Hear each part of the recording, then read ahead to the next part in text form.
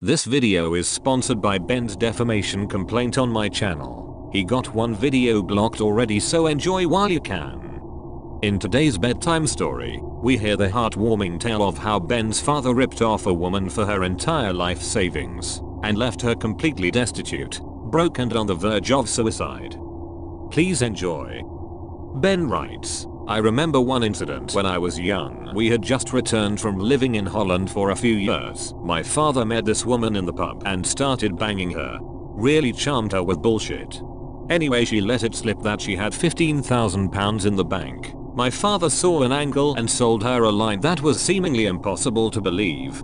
He told her that he'd left Holland and returned to England because there were hitmen after him because of a business deal gone bad, and the only way he could call them off was to pay them £17,000. This was early 80s when that was a lot of money. If he never paid them the money, he'd either be killed or he'd have to leave her in the UK. She'd only known him for 2 weeks, but she said, I know, why don't I give you the money and then we can set up home together. What a great idea, he said, as though the thought had never crossed his mind.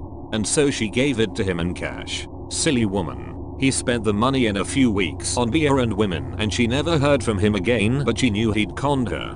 The reason I remember it all is because he received a writ to appear in court a few months later.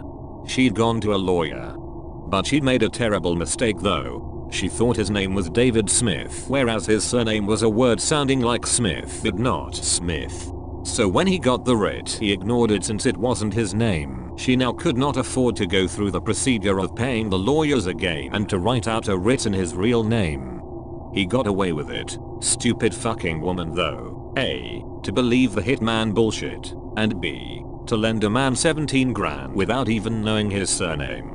In the end, he took my mum to the cleaners too when he finally left, and when he recently left his long-term relationship and moved to Indonesia, he took her to the cleaners through a mixture of intimidation and threats.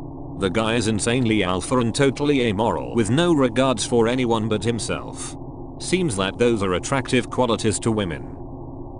The woman is probably dead now after experiencing the double whammy of shame from being betrayed by someone she thought she loved, coupled with financial destitution. He destroyed a life. But what do you guys think? Did she deserve it for trusting another human being? Was Ben's father completely justified in ruining her life to obtain the bare necessities of beer and British hooker vagina?